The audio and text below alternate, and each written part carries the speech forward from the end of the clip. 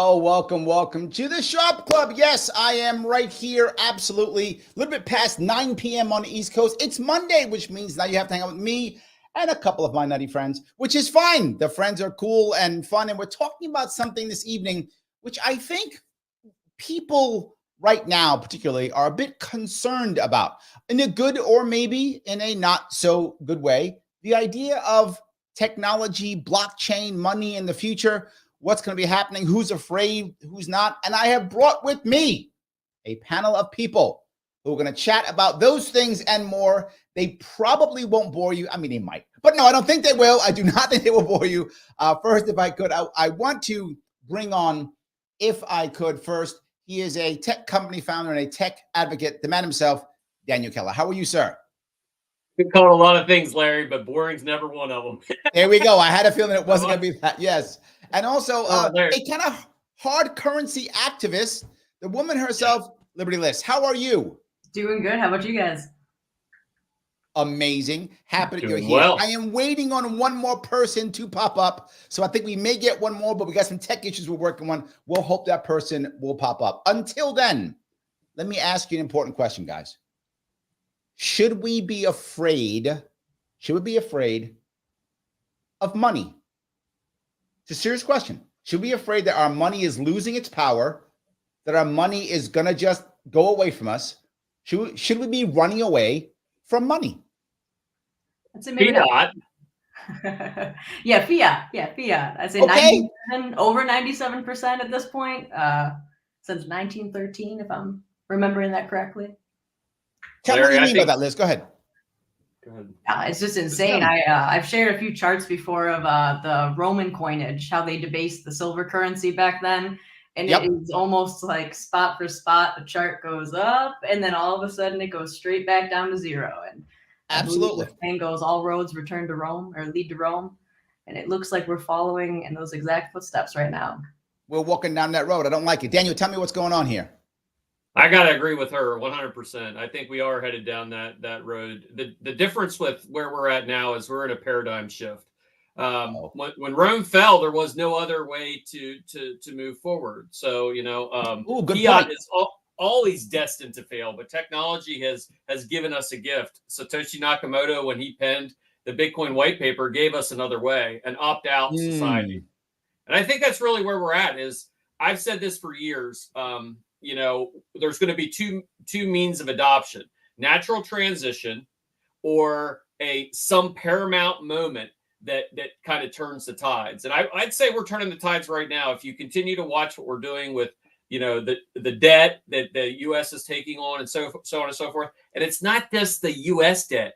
China is up to its eyeballs. The stock market is plummeting. It's a hell of a mess. So really, we have the perfect epiphany moment where we're going to be able to make a change. And I think the natural iteration is to start looking at technology, because libertarian at heart, man, like that's what I am. But I realized very early on, libertarian in people, difficult. Libertarian in code, right on. And I think there we go.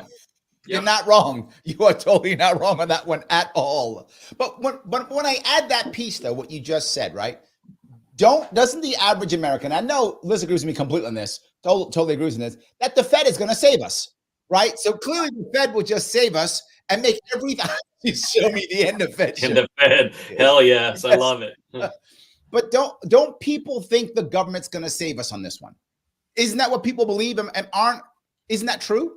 Unfortunately, I think a lot of people still really do believe that. I mean, it's hard. It's a lot easier talking to people in person, I'd say. I'm the cold hard cash person. It's nice to drop an ounce of silver in somebody's hand and talk to them face to face. It's a lot harder online. You get a bigger audience, but I don't think it sinks in as well here. Yeah, no, I get your point, right? You want to walk away from the dollar and then move to, say, silver or gold, but people get afraid of that too. Oh yeah, I mean, the other part, it's also harder to swap, right? In other words, if I got a gold bar, I can't say, let me get a dozen eggs for a gold bar. You got change for 10,000. I mean, that's not going to work. You know what I'm saying? It's not going to work so well. My boyfriend, he said he found a deal online with those little fractional pieces, and the oh yes, I've heard of those. It's obnoxious, and I was like, why are you buying 10 ounces at a time? If I have to buy eggs, shit, it's the fan. I'm using silver dimes. I still might be overspending at that point. You're probably still overspending. The value of the silver dime is like worth a whole lot more. That's absolutely true. I completely agree with that. I agree with that. It's funny. So I want to expand on that real quick, Larry, because I want to just share one piece. I think ignorance is bliss. I think we've lived in a society that's become very comfortable with the creature comforts of standard Western finance. We take for granted going to the bank, and the bank exists, right? We've become complacent with allowing them to pay us a little bit of nothing for the money that we give to them, and it's not our money anymore. Essentially, it's not. And because things have been status quo and normal, we've been fine with that. The problem is that paradigm is broken. And people are starting to educate themselves. They're starting to understand, well, wait a minute. So you're telling me we're sending $52 billion to the Ukraine, and we're sending how much to what? And then yes. What there. So people are starting to realize, it's time to make a change. And I think we're right at that critical moment in time. All right, I'm gonna see if I can bring in Malachi now. I think he's got his technology squared away. So let's see if I can bring him on. Malachi, are you here? Did I get Maliachi Broadwater? Did I get him? Oh, hold on, one more shot. Hold on, let me see if I can get him this time. Can I get him? Are you there? There he is. Yeah, I'm here. There we go. All right, we got him. I took some time, but we got him. All good. I'm very happy that you're here with us tonight. It's awesome. So let's work. You, Malachi, you are a big fan of cryptocurrency in general, aren't you? Yes, sir. Why? You're an artist. Why are you? Why? Like, I think the reason I've become such a fan of cryptocurrency is like the social aspect to it, the community aspect, like the networking aspect. Oh, interesting. So those three things have been like, it's been a good use case for me as far as like managing people and connecting people that either want to invest or be a part of a community. So like I've really like grown in all three of those departments, like via crypto, like working with specifically Solana. So that's been like a personal experience for me that's worked out really well. But Lyss, you have a similar issue, right? When you want hard currency, isn't there also a kind of like a community in the same regard, in the same thing, or no? I would say, yeah, much smaller, much older, I would say. Ah, okay. I feel like, an imposter boomer. I just so you're hanging out with the gray hairs. That's what you're hanging out with. Okay. Silver hair. Silver hair. I like that. Silver hair. That's good. Absolutely. But I think there's some valid. I mean, that's the piece, right? If we don't build a community to use the coin, if we don't build the community to use the cryptocurrency, if we don't have a community that will use it, it doesn't become valid. My worry about Bitcoin always the same. I know people love Bitcoin. I'm not against Bitcoin at all. I own Bitcoin. But I feel like people look at Bitcoin like an investment and not like a currency, right? People don't want to like buy pizza with Bitcoin, right? They want to keep it and then hope that they could buy a house with it one day or something. Am I wrong? I feel like it's more hoarding. Yeah. Daniel, you're there's multiple aspects. I'm not really like super pro Bitcoin.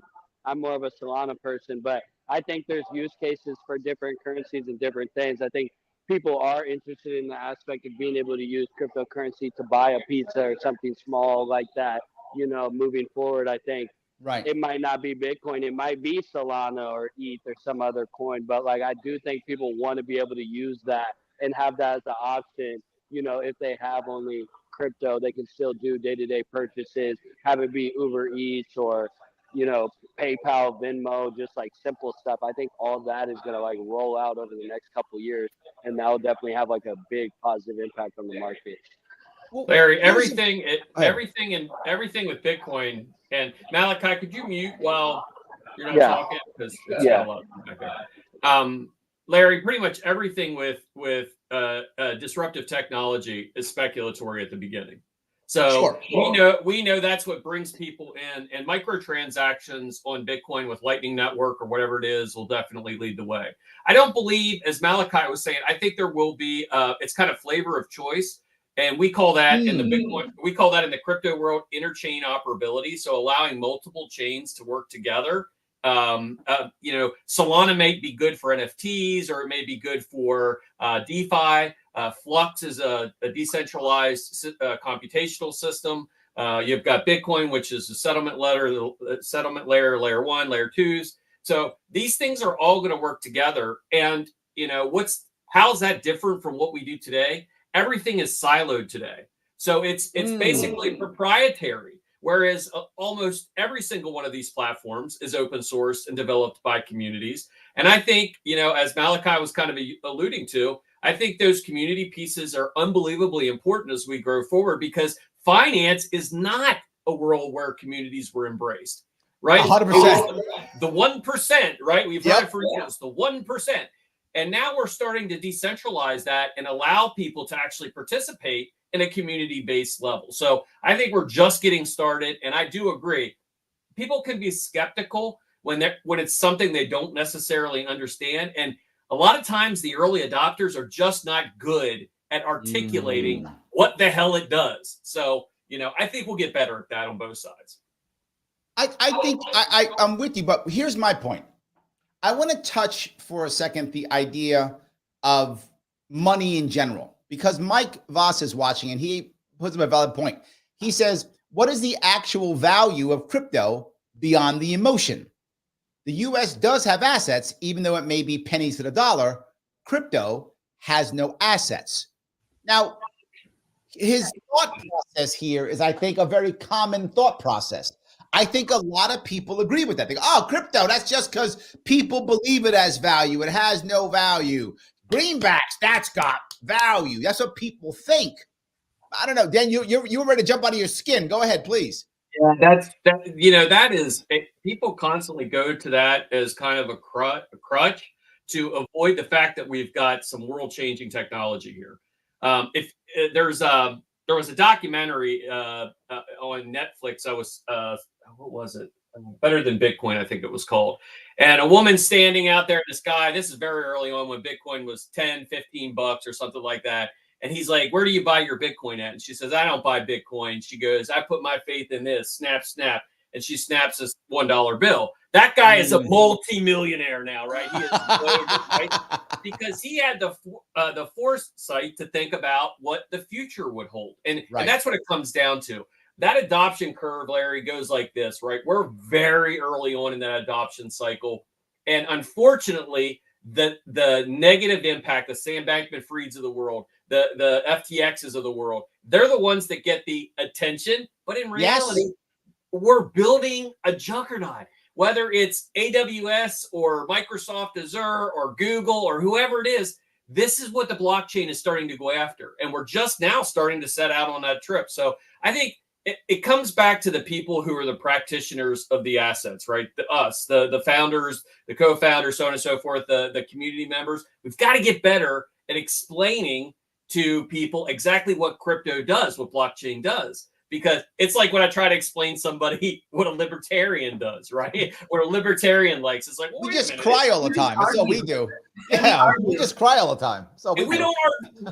Libertarians don't always articulate ourselves the best, right? So I think that as we get better with our cadence and explaining what we can do with blockchain, because it's the number one question I get everywhere I go. What does blockchain do? And when we can cascade that answer out, we're cooking. I actually, when I ran for governor in 2018, I actually spoke about blockchain and I spoke about cryptocurrency, all those things. And one of the things I brought up to people is I said, look, would it be great if, say, once you bought a house, everybody knew you bought a house. Everyone agreed. Everybody knew you bought a house. That sounds great. What if you got married and everybody knew you got married? Like everybody agreed and knew you got married. What if you bought a car? Everybody knew you bought a car and agreed you own that car. And they're like, yeah. I said, that's what blockchain does. Blockchain says everyone agrees something happened. Whatever that thing is, it happened. And we all agree that this thing happened.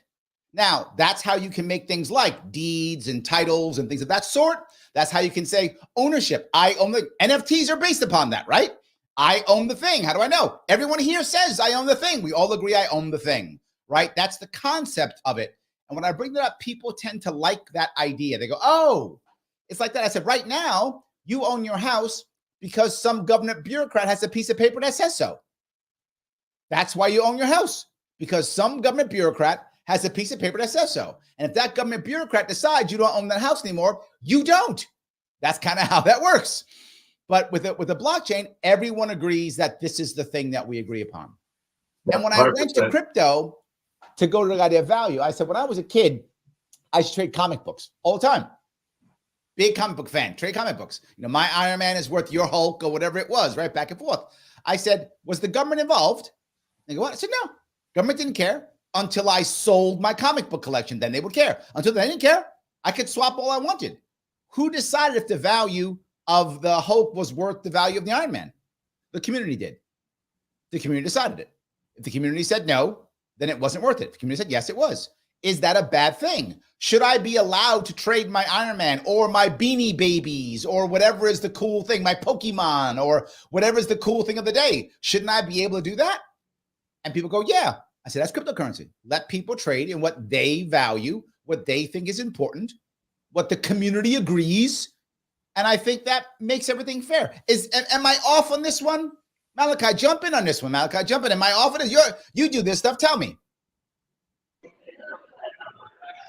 Yeah, I definitely think everyone should be able to trade whatever they want as far as, you know, cryptocurrencies, collectible items, have it be digital, physical, you know, regardless. I definitely understand the flip side, though, like how people, you know, think it's controversial because, you know, you can kind of use your community, create this financial system yourself. So yes, there's a lot that comes with that. You know, you can take all sorts of other currencies from people and then give everyone your token where you're backing it or you're proposing the value. But I mean, to me, it almost seems like that's kind of inevitable once you do have a truly open market. That's kind of part of the system that you have to accept. And I think it'll be interesting to see like the SEC and like how far regulation can get versus how far technology can just let people, you know, do DeFi, do crypto, you know.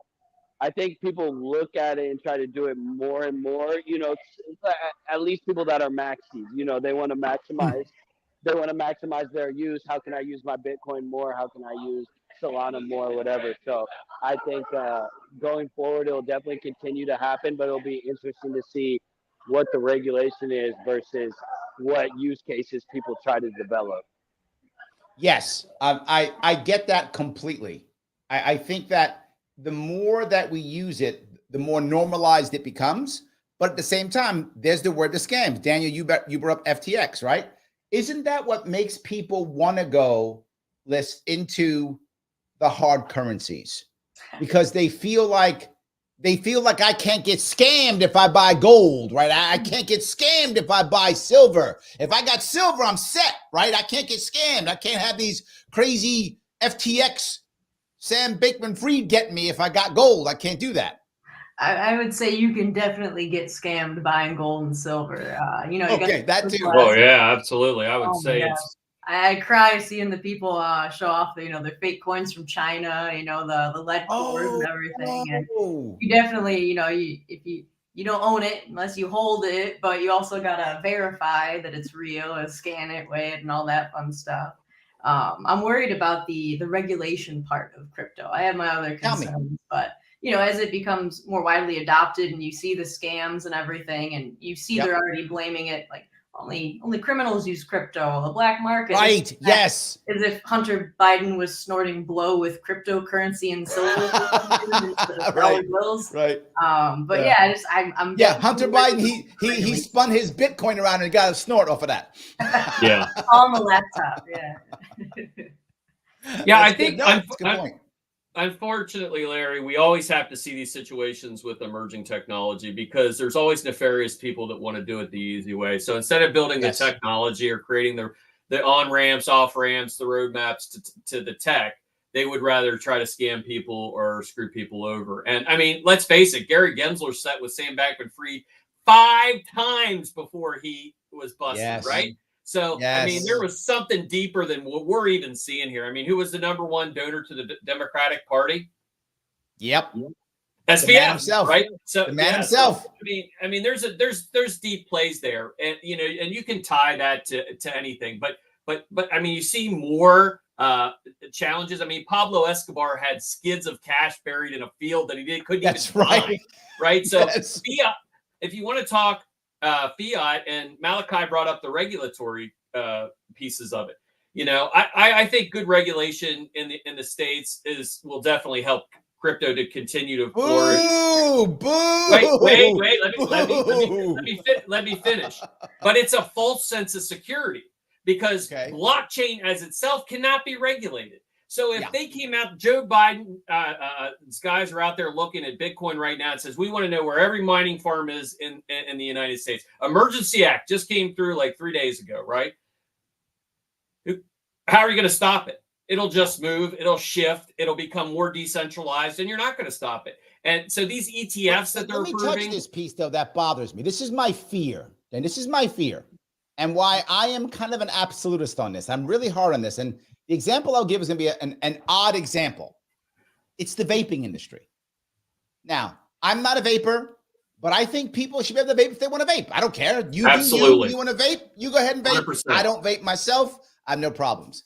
In New York, I was telling the vapors, I said, don't you dare try to help the government regulate you. Fight every single way, accept nothing. Fight at every piece. Make it to where it's not worth fighting you. Fight on everything. Beat Churchill, fight him in the beaches, fight him in the streets, everything. And they were like, no, we're going to work with the government to get good, fair regulation. And New York State regulated them right out of business. Literally out of business. And when it comes to crypto, I am like, fight on every single thing. Give them nothing. That's why I got so upset. No, it comes to an education piece. And I wasn't saying it's something that I wanted, but I'm saying in the eyes of an investor feels like there has to be regulatory on-ramps, right? So these ETFs that they recently released for Bitcoin, it's like the second or third largest ETF out there now. Close to gold. I think we passed silver, right? So there's a ton of value in that, and people start to have the ability to invest in those things. But I agree with you 100%. I think that the one thing that they're going to find out is Bitcoin is just the start. The financial industry was an industry that it wasn't looking for a solution, right? They didn't want people to disrupt that market. So you look at something like what Flux does with decentralized compute. We're taking down the AWSs, we're taking down the Googles, we're taking down the Facebooks. We're putting the hands back in the power back in the hands. Okay, hold on. I want to ask about this. This is the part that I want to ask about here. Are you telling me that you're setting up a system to where you can't just be canceled? Not only that, Larry, it's already here. So it's been here for the better part of 6 years. So I got to put all my stuff now on Flux, is what you're telling me? So uncensorable, front ends, back ends, game servers, you name it. You could deploy social. We have many different social media pieces, you name it. AI runs on Flux. This is all here today. And by the way, this has caught the attention of a lot of folks recently, and I've been invited down to DC to talk about it as well. Or to be arrested, one or the other. One or the other. We'll see what happens. Exactly. Yes. Told the wife, don't hold dinner for me that day. Exactly. Yes. Or to be arrested. Guys, let me talk to the audience for a second, guys. If you're in the audience, do me a favor. If you like this, click the like button. If you don't click the like button, that means you don't like me, and now I'm mad at you. So click the damn like button. It matters. I need it. It's important. Please click it. But also, if you're watching on Twitter, please retweet this. Right? Retweet it. It does matter if you are. It does matter. If you want your chat to go to the front, you can super chat me if you want to. If you're watching on YouTube, all good. If you are watching on YouTube, please subscribe if you haven't yet, because if you're not, that means you're a cheater. Don't cheat. You're a cheater if you're not subscribing and you're watching this cool content. Don't be a cheater. But more important, please follow these amazing people who are giving us time in their evening. Please follow Daniel at DAK_Flux. Please follow Lyss at Liberty Lyss. And please follow Maliachi at Broadwater MGMT, all on Twitter /X, to see what they're doing and to follow them. Please do that right now. That would help us all tremendously. So Daniel, go ahead. I'm sorry. I'm going to cut you off to make sure I No, that's okay. But I think we're just, Larry, I think we're just getting started. This is the precursor to what will change the entire technology paradigm that we're used to today. So, I mean, a lot of people call it Web 2. So you had Web 1, which was like the AOLs, the read, right? Yes. And then you had Web 2 was like read write. So social media, you know, the Twitters, the Facebooks, and so on and so forth. And then you got Web 3. And Web 3 is read, write, and own. And we're starting to get to a point. Is what? Say it again. Read, write, and own. So you read, own your write, own data. own. Okay. Yes. So you own your own data. So instead of the evil Borg of Google and Microsoft, you know, extrapolate. I worked in healthcare for the better part of 20 some years, and I had to leave because one of the major healthcare organizations I worked for partnered with Google to extrapolate all the healthcare information and plug that in. So not only do they know where you shop, what you do, where you go, they know your healthcare issues, they know your problems. Yep. It's terrifying. So got it. And I'm pretty certain that is all going to be tied to the government issued CBDC soon. And that's like complete opposite of what we want in a blockchain. It scares me. For anybody who watches that, it gives me those vibes, and you know it's coming. There's going to be people just begging for it. And this is my biggest worry you just brought up. This is my biggest worry. Daniel, you're right. There's no way they can regulate it, which means what will they do? Target people for arrest. They're going to say, yes, that Maliachi guy, he looked like he making some money. Let's go check him out. Then they're going to go check him out, see that he got a digital wallet. Oh, that's not the approved criminal, cryptocurrency. You're now a criminal. So now they're going to arrest him because he didn't have the approved cryptocurrency, whatever they decided they approved. And I think it's going to be almost like a prohibition, another war on drugs, right? It'll be like a war on crypto. And they're going to go around trying to find the wrong crypto, and wrong is just the ones that they decided they don't want. That's going to be the wrong. So we better hope it's Bitcoin, I guess. Larry, I'm going to give you nightmares. Think about this. What have we left in about 21 illegal immigrants here recently? Roughly 21 million. And they're saying 5,000 a day, another 1.2 million over the next, year or so. So what if they tied their benefits, which they're doing, right? So New York's doing it right now, $56 million. 53 million. 53, yeah.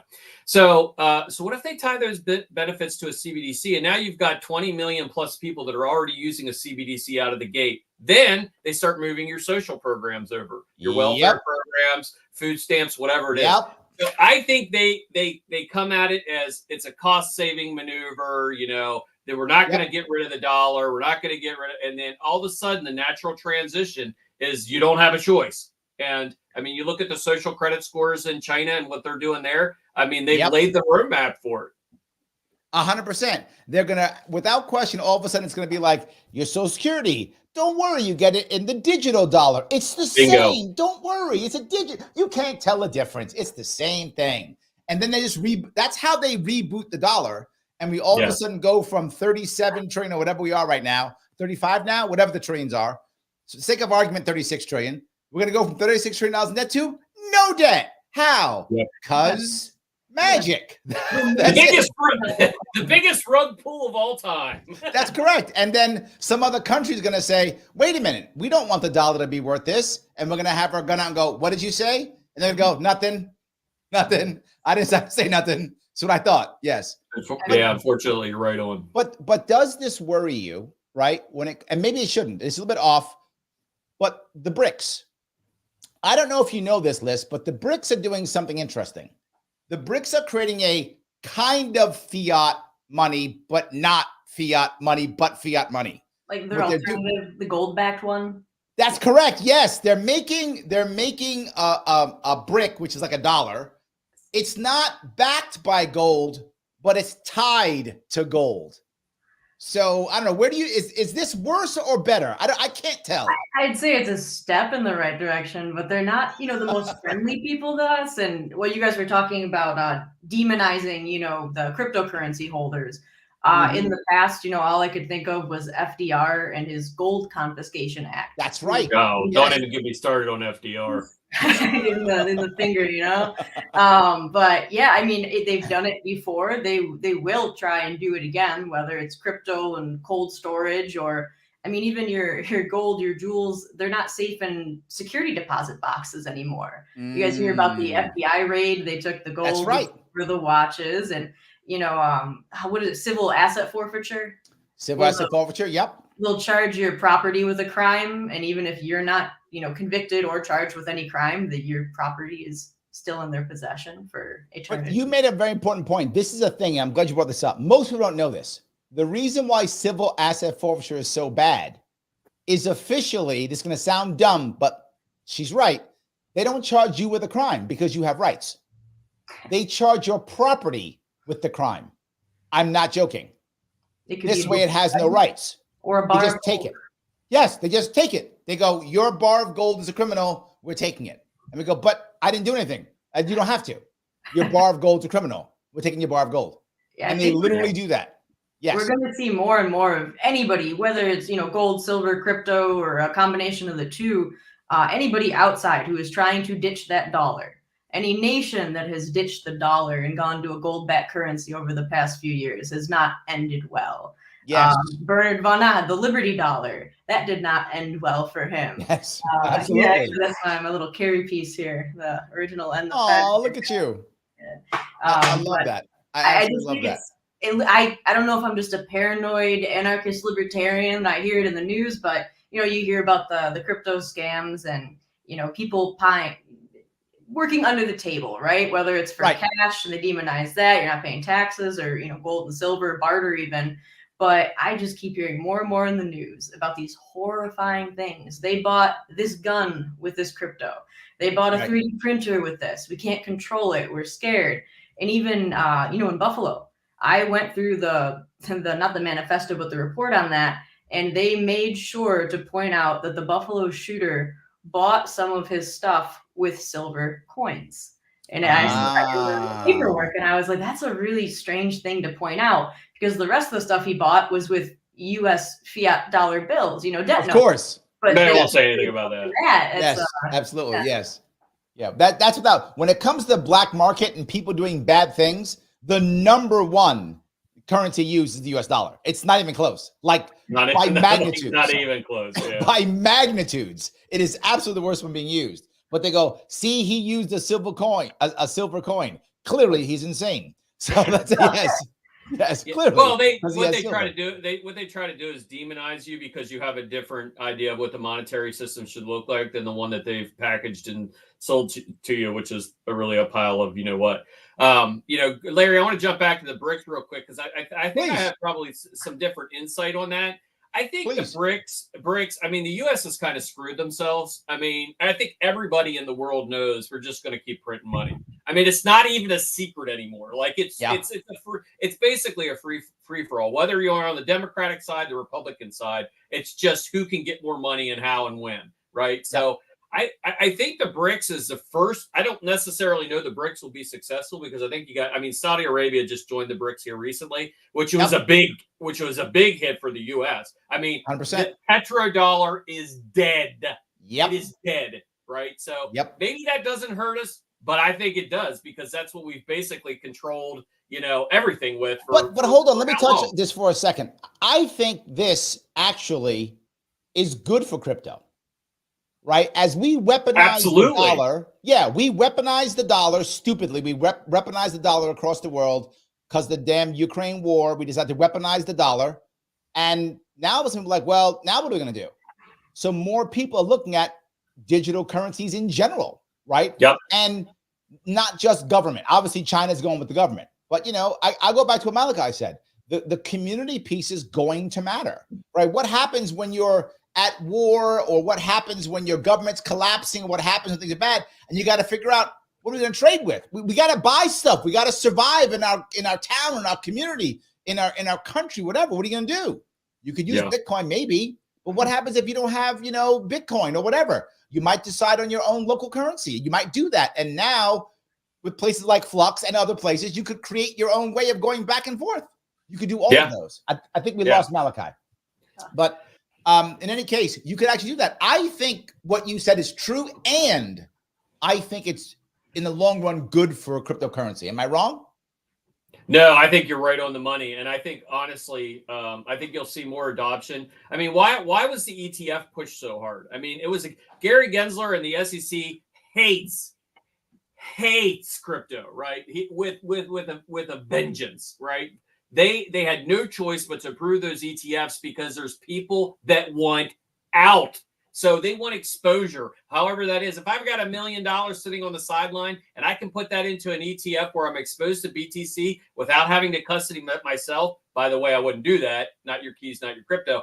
But it does give them an alternative. And I think that we understand that that's coming. And if you get a quality, well, I don't necessarily think good quality would be the word, right? If you get a good candidate in the next go round for the presidential election, I think you'll see people. You got, RFK Jr. who has embraced it. Vivek was pushing it hardcore. You've got, even Trump. I think Trump minted some NFTs with Melania. So I think he's not totally anti-crypto, but he's probably not digging it because he loves the mighty greenbacks, right? Trump wants anything with cash. If that gets him cash, he's in. It doesn't matter. He just whatever gets him cash, he's in. He has a gold toilet.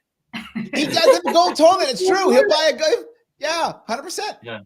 So I think we're in the beginning throes of that mass exodus. I really think we are, and I do think it's going to continue. We've seen the way people are actually starting to wake up to the fact when you see random people who are diehard Democrats all of a sudden come out and say, look, we've got a problem here because this is getting out of control, but it's on both sides of the fence and there is a solution. If you take the monetary system and even partially put it in the hands of the people, your war machines stop, right? They're not going to be as, maybe not, completely, and you always have to have some level of defense, for your country. But, these pointless proxy wars that we get in all the time, they become less and less. Because we can't afford them. Right? 100%. Yes, absolutely. My favorite. And you can't take money from me to pay for it. Sorry to cut you off. Right. But you can't take money from me and everyone else to pay for it without our permission, right? I mean, what was the punishment for counterfeiting in the when the country was founded?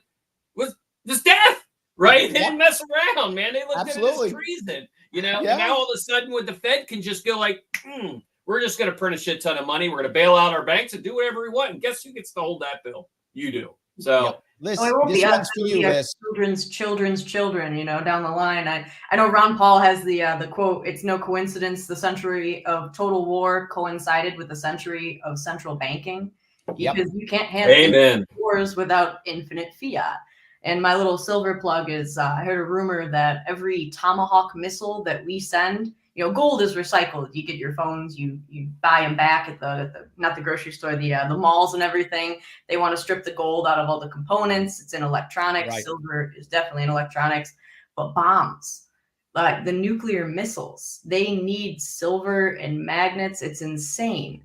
I think the Tomahawk, it hasn't been confirmed, but it's been rumored that it has almost 500 kilos, if I'm not mistaken, like 490 ounces. Let me double check this on here. But that's a lot of kilos. That's a lot. Let me see. They're big missiles. Let me see. I got, about 480 ounces. So 480 ounces, almost 500 ounces silver. And that's not recyclable. It's a consumable. You blow it up in the stratosphere, it's scattered, you're not getting that back. I know a lot of the gold is out in the ocean, I hear, you can't really filter it out. Without question, the biggest polluter, the biggest waster, the biggest everything is the U.S. military-industrial complex. Yes. Not even close. You're absolutely true. I know the Silver Institute, I think, came out with a paper on that they are sneakily the biggest consumer of silver. It's not bullion. It's not jewelry. It's not even solar or electronics. Vaccines use them even. The medical industry does too. It's wow. But I believe the hidden numbers, I think they stopped reporting in 1996 and they just stopped reporting on how much they had or were using. It's a weird timing like that. Wow. Yeah, I remember his comment from Dave. He says he used silver and or gold. Obviously, he's racist. Of course. Yes, 100%. Obviously, he's racist. There's no doubt he has to be that. There's no other way around that. They got to make the person look or feel bad. But I do want to ask one more piece if I could. I want to go back to the idea of regulation. I think we should fight as much as possible. And my example is, again, I'm not joking when I use this example. So why I use this example? It's the example of baseball cards, comic books, Pokemon cards, Beanie Babies, whatever it is. There is no government regulation on these things, except the obvious one, no fraud, right? Fraud is always a crime, right? If I tell you this is an actual Iron Man #1, it needs to be an Iron Man #1. If it isn't, that's a crime, right? Because that's fraud. So I feel like this is the issue. We want to make as little as possible and fight the whole way through. I know a lot of people disagree with me, and they think we want to have the equivalent of an SEC or the equivalent of something like that, and then that'll make it better. But Jeff is on my side. Jeff says, give him an inch, they'll take 50 miles. I'm with Jeff. No, absolutely. Am I wrong? No, you're completely right. I mean, we haven't seen, what are the most horrible words in the world? I'm from the government. I'm here to help. There is very little that they come in that they actually get right, and unlike other industries, crypto is a little bit different because of the decentralization aspect of it. It isn't just about the US, because we kind of always gravitate to what the regulations are in the US because they're kind of the leader, right? That paradigm is shifting right now as we see it. We just talked about many ways that we're losing that, that luster. So I can tell you, Flux, we were a US-based company. We packed up out of the US. We moved to the UK. We did it because the regulatory uncertainty, they were just not inclusive, and there was no way to fight around it, right? So, we had to know that. Hold on. I want to ask you, you're telling me the UK is actually better than the US? Yeah. Wow. Absolutely. I didn't know that. Yeah. Hey, anywhere other than the US is fairly friendly. Hell, even China is now to a certain extent. So, we've really seen, and I agree with you, Larry, 100%. If you give them an inch, they'll take a mile. But we need to be very educated with the way that we're relaying these things, looking at getting people involved. I mean, I can't remember the number off the top of my head, but there's a lot of people that own crypto in the United States. I mean, all my kids own crypto, not because I'm a crypto evangelist, but because they understand that it is sound money, and that's something that's a rarity. My oldest daughter owns, but she does it because she thinks it's cool. That's the reason why. But I regret. I got to tell you, I was actually being a libertarian. I was actually in the world when people would tell me, Larry, you got to buy Bitcoin. I thought, Bitcoin, what is that? It was like $200 for a Bitcoin, and I was like, oh my God, whatever. Who cares? Boy, do I regret that. Boy, do I regret that. They're like, yeah, I remember. And so my friend's like, yeah, I got rid of my Bitcoin at like $500. I made a ton of money. I'm like, wow. So yes. So just interesting pieces there. Guys, well, you need to fall down the Flux rabbit hole, Larry. I think we lost everybody but us. We did it. It's just me and you right now, but that's fine. I'm going to talk to the audience real fast. Guys, if you like this conversation, I'm telling you again, please click that like button. If you're watching on Twitter, please retweet it. If you're watching on any of them, please subscribe. It does matter. Every bit matters. You can super chat me if you happen to be on YouTube. Absolutely. And if you want to hook me up on YouTube, you can support the show directly by becoming a member. Click join. It's $49 per month, and you get all this good stuff. And you can support me because you love me. And I can spend more time doing this and less time doing my usual work, which keeps me away from doing this. Do that if you like. It's all good. I don't mind myself. And of course, please support the people who've been here. Support, if you would, support Daniel, if you would. Head over to Twitter, follow him. And all his information is actually in the description, the show description in both YouTube and Facebook. DAK_Flux, FLUX. You can support Lyss at Liberty _Lyss. And you can also support Maliachi at Broadwater MGMT. And we have Lyss back. How are you? You're back. Yeah, it froze all of a sudden. I noticed you guys weren't moving. I could hear you, and I was refreshing. So sorry, I got your plug though. Yeah, all good. I'm just glad that you are back. So yeah. So I guess where I'm going with this piece is I want to move now, if I could, to not just cryptocurrency, but to the blockchain itself. Now, the reason why I bring this up is I remember when I first got involved, I thought they were the same. Like, I didn't know. when I heard blockchain, I thought blockchain was literally synonymous with Bitcoin. And then someone would say, no, dude, it's like they're not the same at all. I say that because I think a lot of Americans are still where I was years ago. Right? If I go back probably about 10 years ago, I'm going to guess that'd be 2014. Maybe in that area, 2012, 2014, I was like, oh, Bitcoin is blockchain. That's kind of where I was, right? Mm-hmm. I think many Americans are still there. They haven't left. How do we get people to understand the blockchain is more than just currency? Building products that actually do something. And we're in it. There's a lot of them out there that are doing it right now. The crypto world has this weird thing where they use these buzzwords, whether it's, a blockchain or crypto or DeFi or NFTs or fintech or whatever it is. They use these buzzwords, and it does confuse people. What you really get down to brass tacks with blockchain is it's an immutable ledger, right? So it is a database on steroids, essentially, and you can do anything with that. But you need to start getting beyond like MVPs, like minimal viable projects, and you need to actually showcase the technology. And that's why, with Flux, we spent 6 years building this thing. You know what I mean? It is a technology framework. So let me dig in a little bit on this one, because this is okay. you have piqued my curiosity when you mentioned AWS. For those you don't know, AWS is basically what people are using to put a lot of their work on, right? Yep. Tell me how you built that. What's the difference? Help me out with that one. So AWS is cloud services. So, I mean, the majority of the internet, of everything that you do in technology, runs on some form of cloud service, right? Whether it's AWS, Microsoft, Google, whatever. And they're all central points of control. And we've seen, especially with with what happened with Elon Musk and X and the Twitter files and so on and so forth, they're highly regulated, highly integrated. And I would say they're probably another branch at this point of our legislation. You know what I mean? Like they're really putting. So let me ask the critical question, Daniel. What happens when President whomever says, Daniel, I want all the information on all the people on your Flux thing. You got to give me all the data and whatever. What happens when they order you to give all the data? What happens then? I tell them tough shit.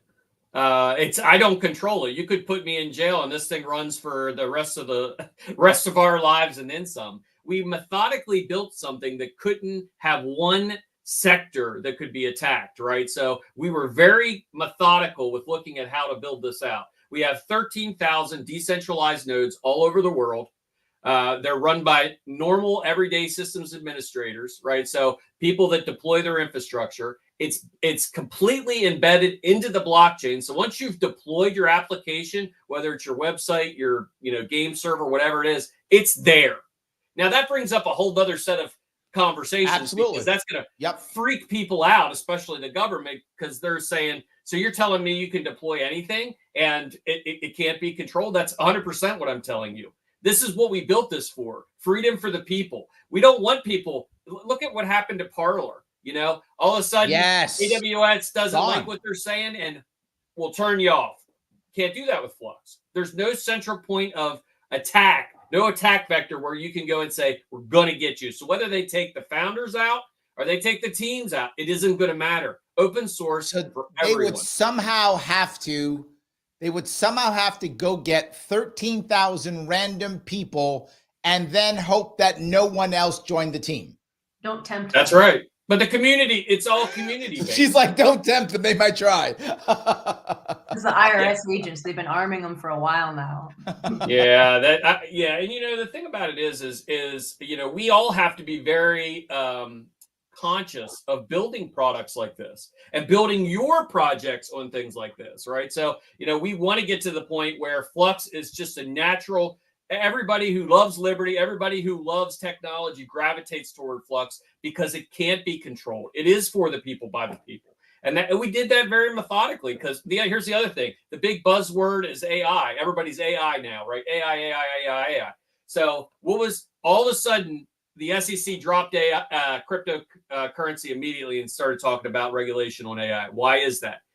because they want to control the input models. The input models will control the output models. So their narrative, how they build it up, is going to be what comes out the other side. So we had to build an infrastructure that counters that. A open source based platform where people will get unfettered, completely unaltered data that they can then go through themselves, and they can parse out and make their own decisions. So it is different. Andrea says the IRS is the largest debt collector in the world. She's not wrong. You're not wrong. She's not wrong. Absolutely. Nothing's more terrifying than seeing anything. I think I have Malachi back. Malachi, are you back? Okay, Malachi's back. All right. I don't know if you can hear us, but he's back. I had a question for Daniel, if you don't mind.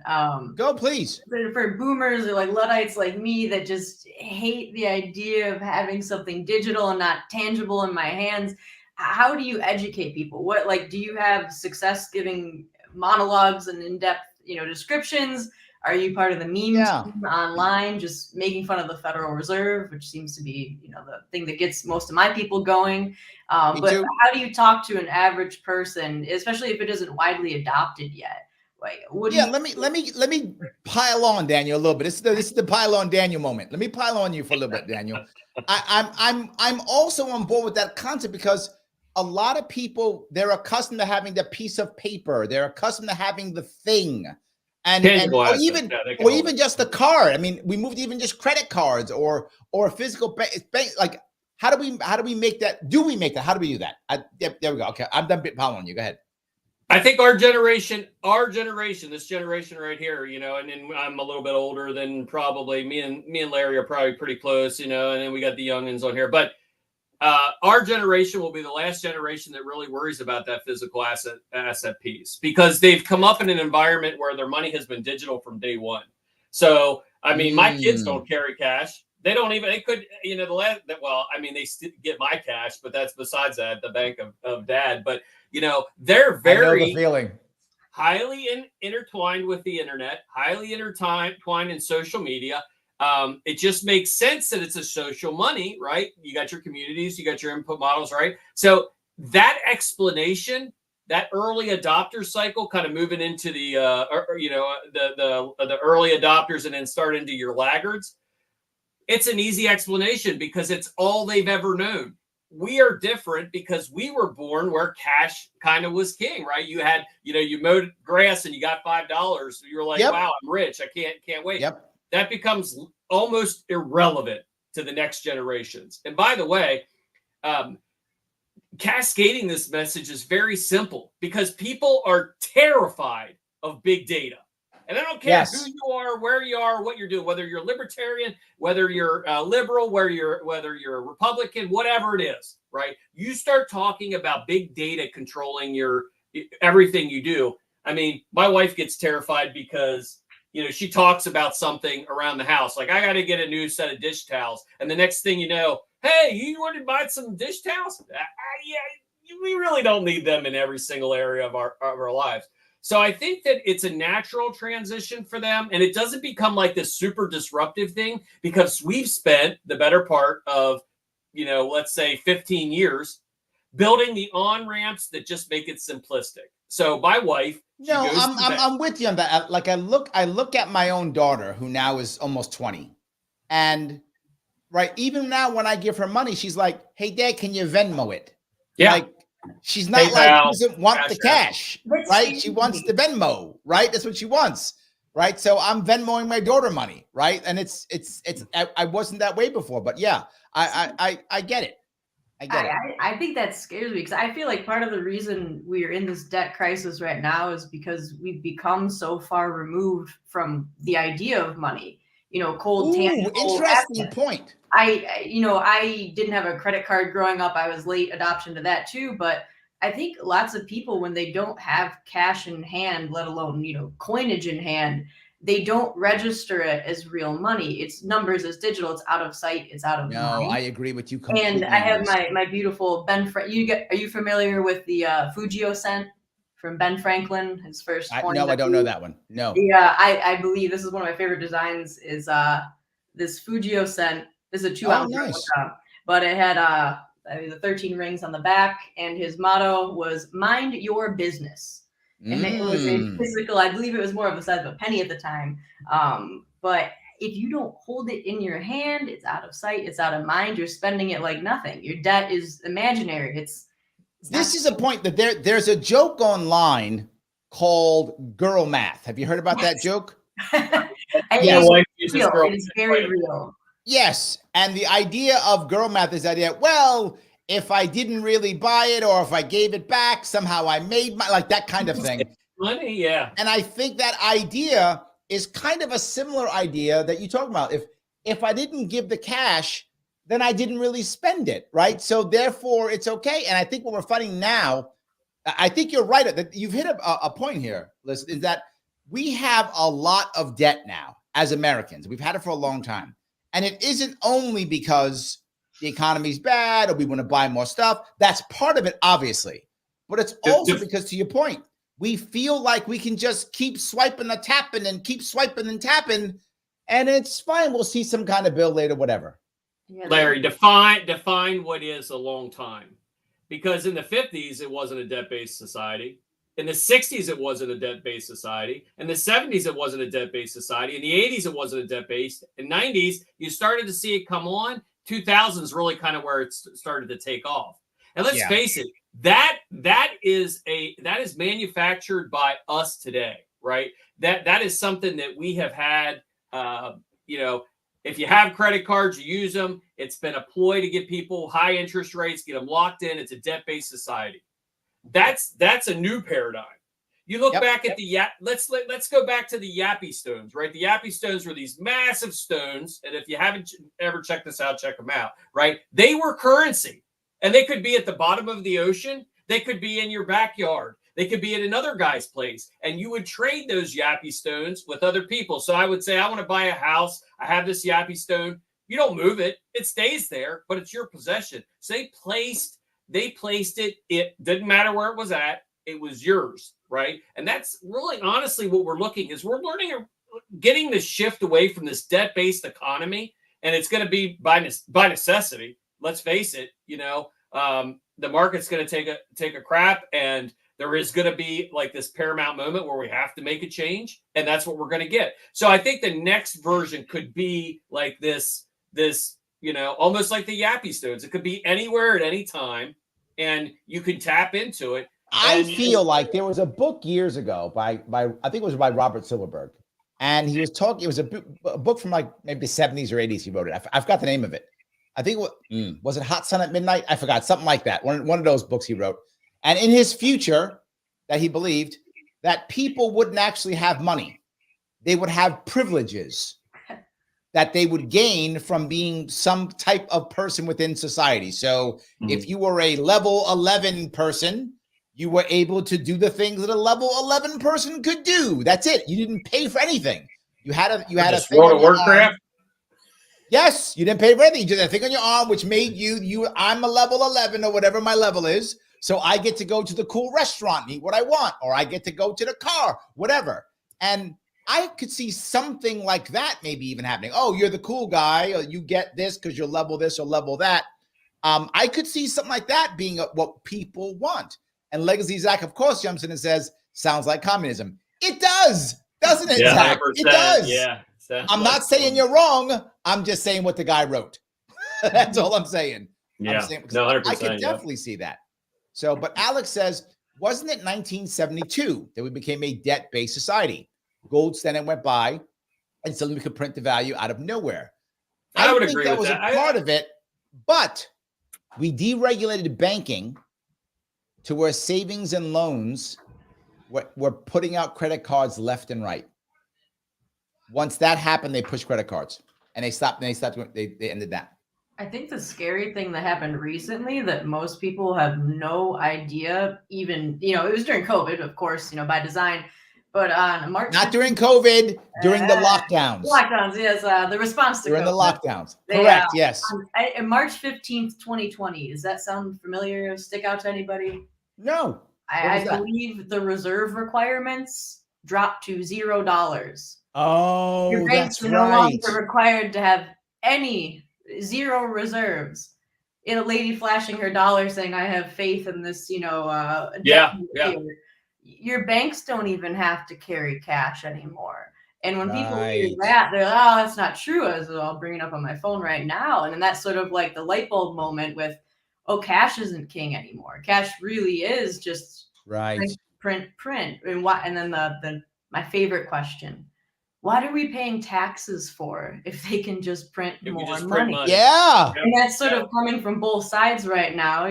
One side, nobody wants to pay for bombs across the world. And they're like, all of a sudden, even, my Democratic friends, people I know who immigrated here legally with an L, they're just saying, why are these people getting blank checks as soon as they cross the border?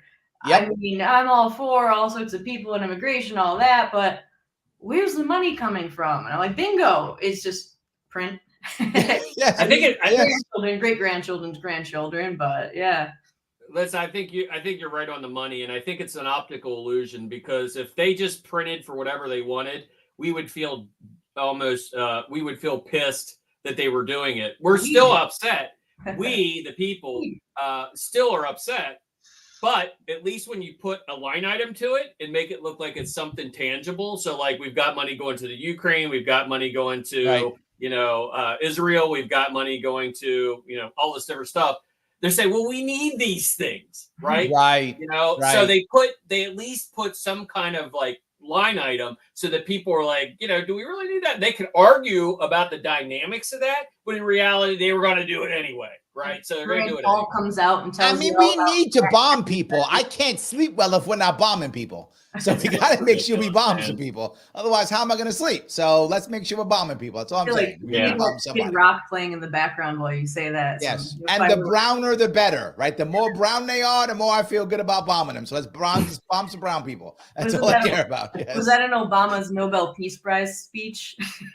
Oh, yeah. Yeah. Look, I got to give Obama tons of credit in this one. He's the only guy who actually won a Nobel Peace Prize while bombing 6 countries. That's impressive. Unreal. I mean, that's impressive. I'm just saying. Got to give him that one. That's good. Let me grab a couple comments if I could. The Great Pep asks you a question specific, Daniel. He says, how long can flux, he's spelling, yes, that is how it's F-L-U-X is correct, last on backup power if there's a no electricity for week scenario? So there's a doomsday scenario. There's, whatever. There's a power outage or whatever. How does that affect flux? Well, flux is a global project. If all of flux is down, we've got bigger problems. The world doesn't exist anymore, because it's not any one particular region. It's spread out across the entire world. And if you look at where our deployments are, it covers the entire map. I think we're in darn near every country, and so that's the thing that makes it solid and redundant. And that was one thing we really had to look at when we built this platform out. Is it had to be scalable, it had to be seamless, but it had to be redundant. So if something happened, an EMP happened in the States, that your data wasn't gone, right? Because you're running on nodes that are in Mexico or in Asia or in Europe, hopefully not in the Ukraine, right? So it's highly redundant and highly available. So there isn't a scenario that I could see other than the end of the world where you wouldn't be running the infrastructure to keep your data running. When that happens, I'm moving in with Lyss because she got all the gold. I'm coming with her. No, I don't have nothing on hand. Lost it all in a boating accident. Niagara Falls is real close, but we're all moving in with her. I hope you got a big house. You're getting a lot of friends all of a sudden. We're all going to be your besties. That's it.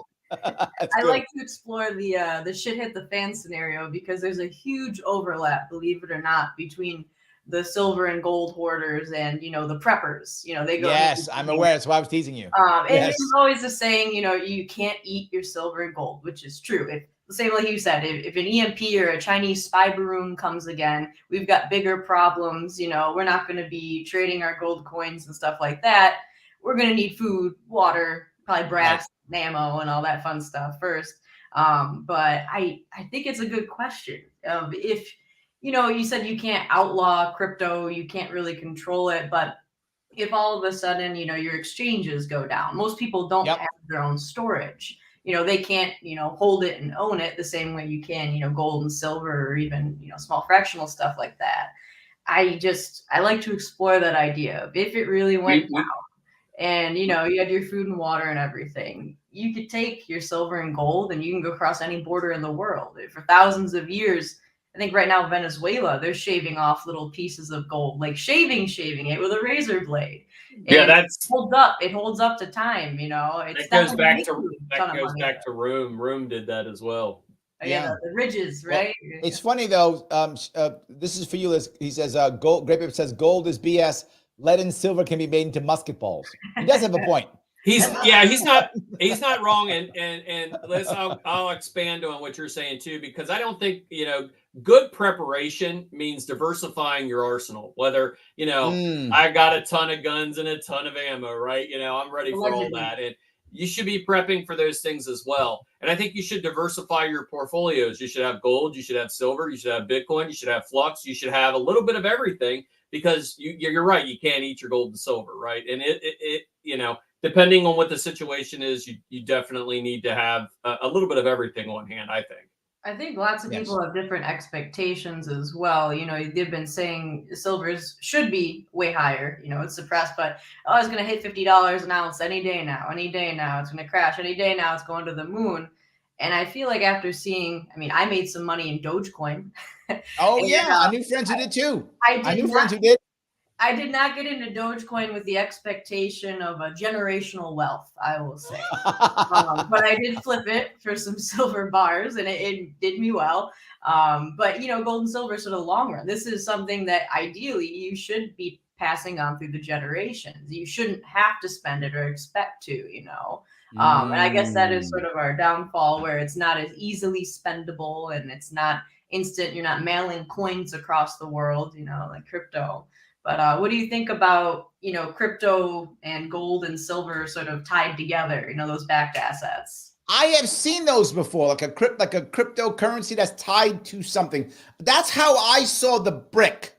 Yes. Right. I saw the brick from the BRICS countries as a digital currency that was going to be tied to, in this case, gold or something else. But Larry, who controls the gold? Is your gold really there? What's the U.S. say? We got 500 billion or so. I don't think we have any gold. I think we've been lying for years. I think we got nothing. If you build a blockchain, or you build something that's supposed to be uncensorable, and then you drop on top of it a controlled asset. So what happens if Elon starts mining Mars and bringing down truckloads of gold? Is your gold worth anything then? Right? The only thing that's hard, true money is uncensorable blockchain technology that cannot be inflated, cannot be manipulated, cannot be misconstrued or whatever. It is rock solid, and that has to be a proof of work projects, and none of these proof of stake shit coins that are out there. And sorry, Maliachi, no. Go ahead. Tell me the difference between those two. No one's gonna know what that means. Tell the difference between those two. Proof of work is what Bitcoin is. So for me to mine a Bitcoin, I have to spend my time, I have to spend my energy, I have to buy infrastructure, I have to rent a facility, I have to control the heat, I have to pay the bills, I have to pay, especially electric. So there's value that's going into creating that asset. Okay. Proof of stake is when they create a blockchain and they mint everything from day one.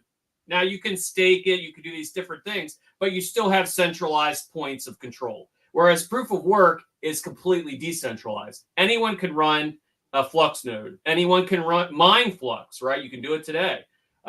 So to me, it has to be proof of work based.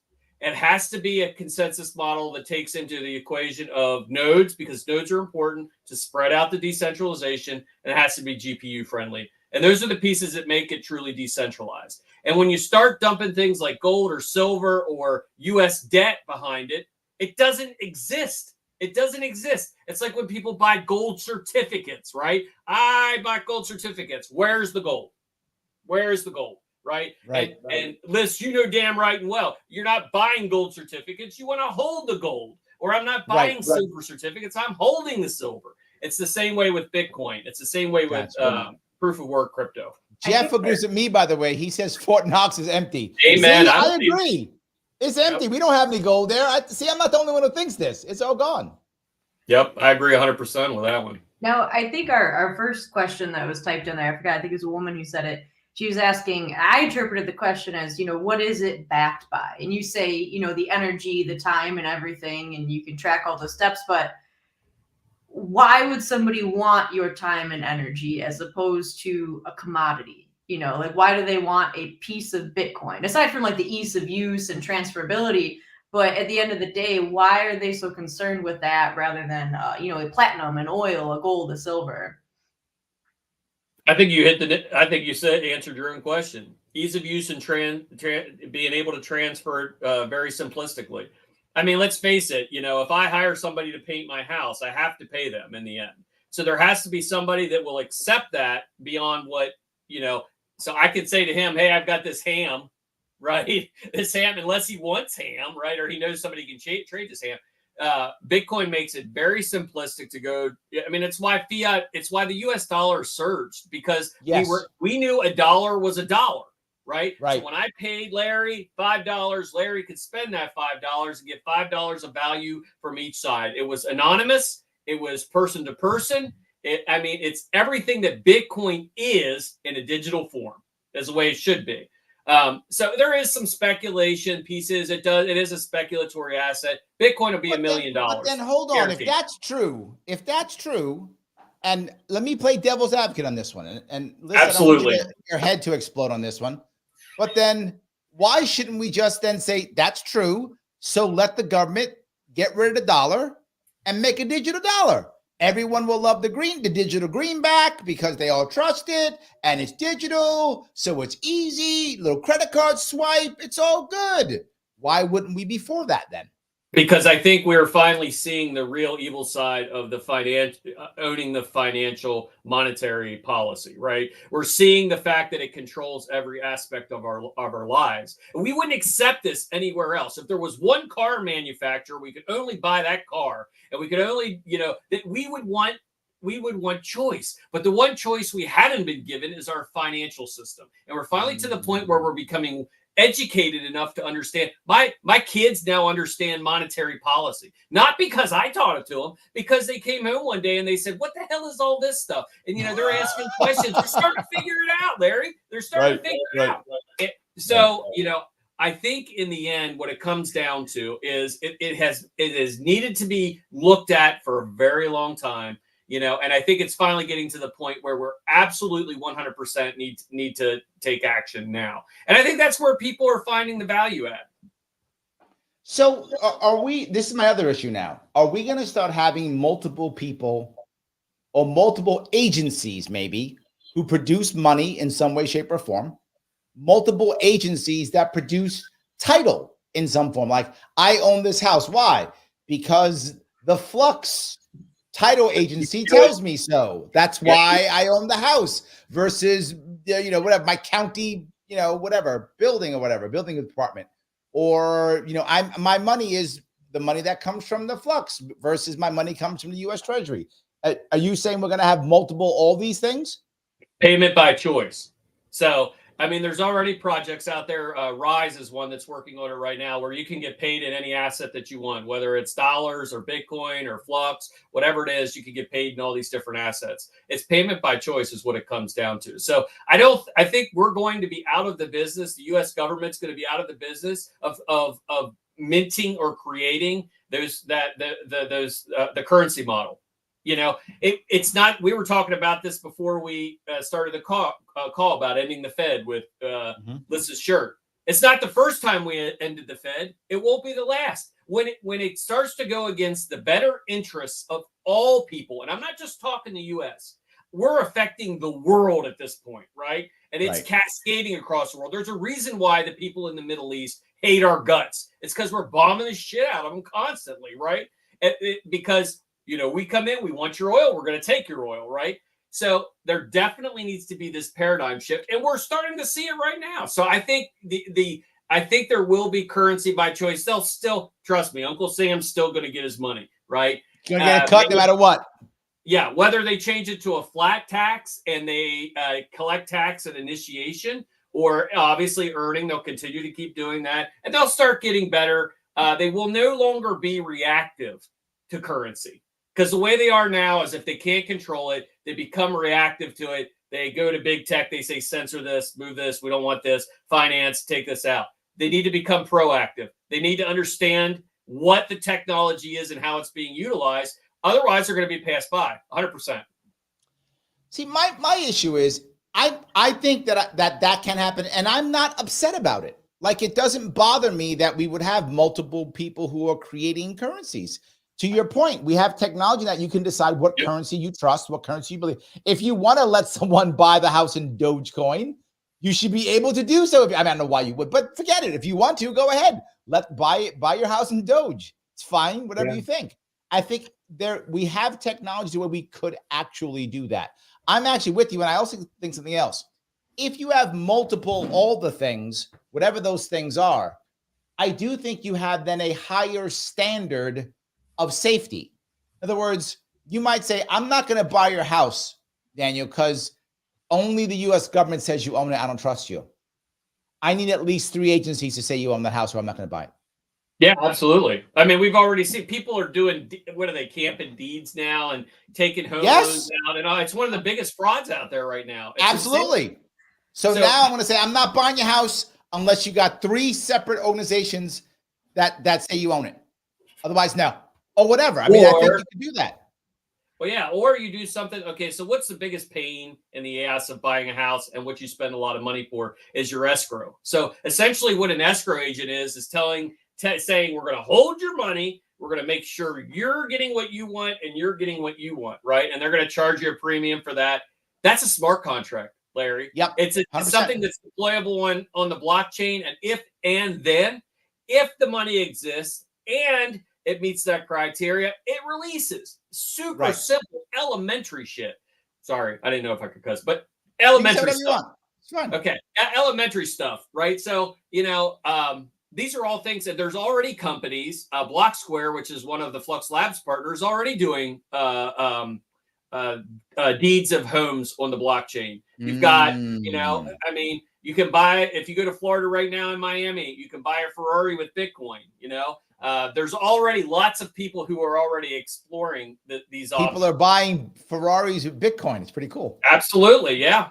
I was down there. I went to a car dealership just to kind of look around for fun because I'm a car guy. And yeah, you could buy any car that was sitting on the lot with Bitcoin. That is amazing. I love that idea completely. All right, so then is there a need though? Or is there a need for both? Or is it just good to have both, some kind of hard currency like a gold or a silver and some type of cryptocurrency? Or is it just nice to have? Is there a need for both? Well, there's an industrial need for your silver and gold. It's inherently valuable. You can't reproduce it. You can't, work your dark magic. And, they've been trying to make gold for years. But it really is crazy the more you look into the industrial uses of it. Most people think, oh, it's shiny, it looks nice, it's pretty, it's jewelry, which you think women would be like the top buyers or whatever. But it's used in every single one of Elon's cars. Silver batteries, I guess, are going to be a huge thing. It's sort of insane. Talking about, somebody earlier was arguing about, well, we have asteroids with, tons and tons of gold and silver. We're just going to be mining. That's what Daniel said. Elon Musk is going to bring all the gold from Mars down. And it's going straight to zero. And I'm like, no, you know how much gold and silver it's going to cost in batteries that you consume just to get up there? Every circuit board you have, every solar panel. I keep seeing this really weird push in New York for the solar energy. You get the tax refunds. And I looked into it for shits and giggles. But the money you would save in electricity would take you like 80 years to pay off even the discounted, New York State subsidy for it. It's insane. They're forcing, I think you made a joke earlier about, what if you could only have one type of car? And Kathy Hochul is ready to go gung-ho on every, not even just cars, but school bus and garbage trucks. Have you guys ever been to Buffalo in 7 feet of snow? Those batteries don't work in snow. They all use we're gonna have battery powered tanks. Don't worry about it. It'll all be good. Elon Musk going to bring that gold fast. Yeah, absolutely. And I think I have a hard time a lot of times explaining like the value of Bitcoin to libertarians, and it's really weird to me because it seems like it just makes sense because it's a governmentless input model. Like one of the largest holders of Bitcoin is the United States government. Yep. But But they would have to, they'd have to manage it just like every other, Tom, Dick, or Harry. And, Satoshi Nakamoto, one of his quotes was, "It's a very attractive to libertarian viewpoint if we can explain it properly." And I think that's the biggest thing that we're working with now, is coming up with that cadence to get folks to understand the unbelievable value add that it brings, that you can't be controlled. So let me bring up this piece, which again, I was ignorant years ago to this. There is a big difference between like Bitcoin and like the vast majority of cryptocurrencies. Most people think they're all the same. They just go, "Oh no, it's all Bitcoin's the same as whatever, same as Dogecoin. It's just that Bitcoin's popular." That's what the average person thinks. They don't get that difference. You touch the difference, right? On the mining and such, you've touched that part. Yep. But then there's another saying: if a coin has a CEO, don't buy it. Right? If a coin has a CEO, don't buy it. Daniel, is that true? Well, if you think about it this way, and this is why I said if you stick with a proof of work coin versus a proof of stake coin, a proof of work doesn't have I'm not the CEO of Flux. I'm the CEO of a company that builds technology. So Influx, which is in the UK, we build technology on top of Flux, but I don't control the blockchain. It's its own entity. It's its own being. But I build technology that runs with it. And most of the companies out there, tech companies today, are looking at ways to do the same thing. They want to build on that technology. I mean, massive. I mean, Flux has been up for 6 years and never been down. It's a massive compute network that never goes down. It's up all the time, 24/7, 365. And there's tons of value to that. But yes, I do agree with that. If it's VC manipulated, if you have people that come in that are VCs that put large swaths of money into it to control it, for example, JP Morgan and what they've done with Ethereum and Fura and things like that. I mean, they control that. And all of a sudden, Ethereum moves to proof of stake, which is not proof of work, right? And they decide they're going to OFAC censor, all these different transactions. Well, who's shocked? Am I shocked? No, because it's controllable. Right? It has to be something that's decentralized, Larry. So my conspiracy tinfoil hat coming out says that. Oh, go ahead. Let's go. I say that I've gone on the rabbit hole, and they say Bitcoin is controlled opposition. It's to suck up all the silver and gold, the hard assets, the hard currency, and poof into this digital imaginary internet money, so that the government has that large stake in it. Nancy Pelosi or whoever can go and grab all of the physical and then dump it at the top. So the idea then would be that the people want you to buy Bitcoin so they can suck up all the hard assets. Take up all of your actual cold hard cash. But let's say they do that. Let's say you're right, and they suck up all the hard assets and we're all on Bitcoin. If Bitcoin is actually decentralized, wouldn't we still have money? Or no? Am I wrong? Because we're the ones that set the monetary value. Go back to the Yappy Stones, right? They were just big ass rocks. You know what I mean? But whoever was spending back then, that's what they deemed was the monetary policy. I mean, fiat currencies are destined to fail. They're created to fail. There's never been one that's lasted for, because they do the same thing, whether the Romans shaved the coins or whatever, there's always some way men create it, men can manipulate it. Right. So, I would say this, Lissa, if that was the case, the government would not be shitting their pants like they are right now with Bitcoin being so successful. And by the way, good investors are going to diversify anyway. So whether you buy gold or you buy silver, you buy Bitcoin, it's a good educational piece. And by the way, they would have bought a shit ton more of Bitcoin if that was the case. You know what I'm saying? Yeah. I was saying, for buying money, I know that lots of states are finally giving up on taxing the purchase of money. Have you heard any legislation of them trying to tax buying Bitcoin or buying any kind of crypto? The tax, I mean, I have to pay an accountant an exorbitant amount of money to do my taxes every year because it's not easy. And actually, every transaction is considered a taxable event with Bitcoin. But now you have places like Argentina that are saying, no, we're not even going to tax Bitcoin at all. If you spend Bitcoin, we don't care. There's no tax on it.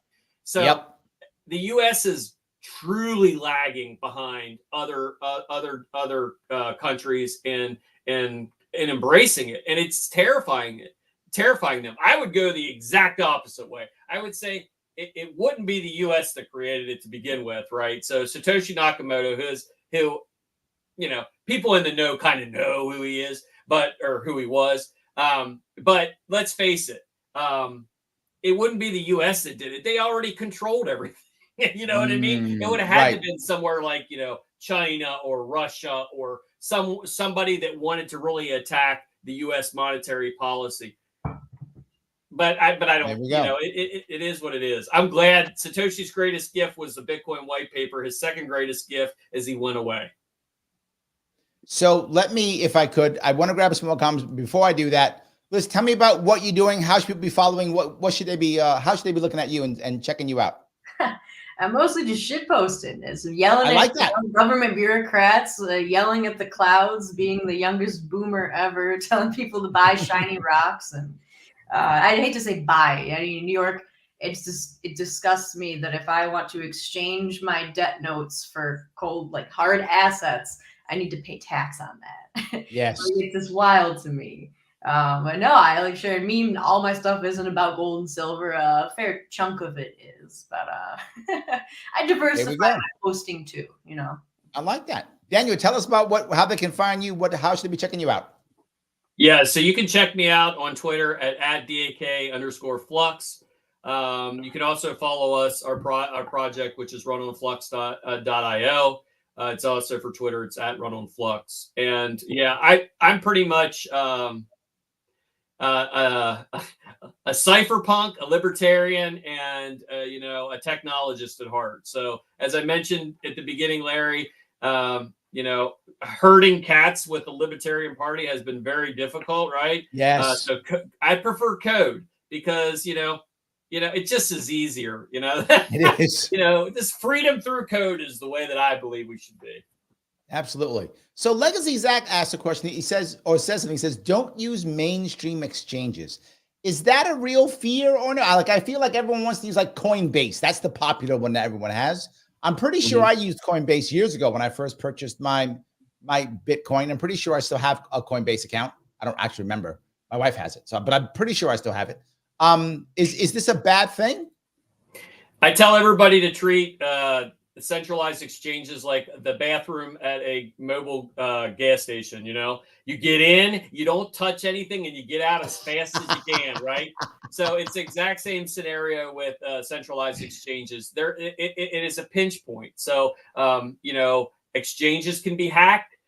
Your assets can be seized. You know, whatever it is. So get in, get out quickly. There's a lot of DeFi products out there now that are being developed that don't necessary. Matter of fact, Flux has one inside of it called Fusion, which you can go from one asset to the other asset. The tax burden is yours, right? So you're going to be the one that has to figure out what the tax burden is locally. But there's no central point of contact. There's no person in the middle that's controlling where you're going. So I think DeFi will be the future for how we trade assets and move from one currency to another currency. But we're far away from what that'll be in its final form. Legacy Zach goes on to ask, what recommendation for a hard wallet do you have? I used to really like Ledger until they started doing some stuff with, oh, hey, we can help keep part of your seed phrase. Not how about no? You know, that's just basically creating like a bank model, a legacy bank model. I like Tangent Wallet. It's pretty sweet. There's Trezor is another decent one. I think anything that's a hard wallet is better than keeping it on a centralized exchange. We actually have a product that we've built. It's called Zelcore, which is a multi-asset platform. You can keep Bitcoin and 80,000 other assets inside of Zelcore, which is it's a software base, but it's very, very, very secure. So you can check that out as well. So you can use that as a warm wallet or a hot wallet, which means, you know, you walk around, keep it in your pocket, and then you can keep a cold wallet, stash it somewhere that nobody, this is where mine's at, but you know what I'm saying. Here we go. All right. I'm glad that was that answered your question. Good. So Liberty, what should we be doing, Liberty, for when it comes to buying hard assets? Should we be buying big chunks of gold and keeping them in our basement? I wouldn't tell you where to put it, but everyone knows where do you buy it. I said whatever's cheapest. Lots of people want to go for, sovereigns, government minted coins, which definitely I see that all the time. That is the most common thing I see. That like literally go, oh, I saw this from like the so and so mint. My friend saw the advertisement on like some TV show or on some podcast. Go to this mint, and then you'll get the coin. I see that constantly. Yeah, it's interesting. You see lots of people taking advantage of, especially older folks, the premiums. I think spot is like about $23 right now. Not even. It might have gone down a little bit. But you're buying Silver Eagles. The premiums on they want $50 an ounce for what?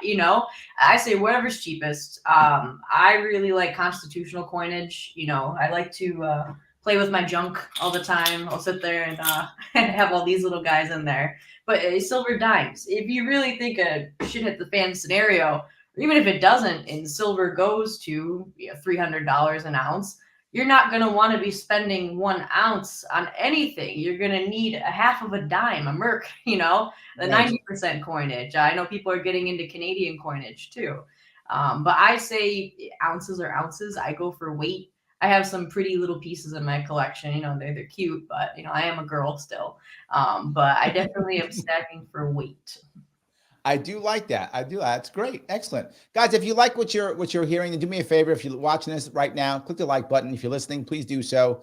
If you're on Twitter, please retweet this. It's great. If you haven't subscribed yet, please do so. If you want to support the show, there's several ways you can. You can super chat me if you want to. If you're on YouTube, you can also join, become a member. $49 per month will help me to push this thing forward. You have the Patreon if you want to. Or patreon.com/sharpeway also works. Any of those will work well to support, but no matter what, the simplest one, click the like button. The simplest one you can do. Please follow these guys as I've asked you more than once. Guys, anything I missed before we wrap up? Anything you want to say before we go?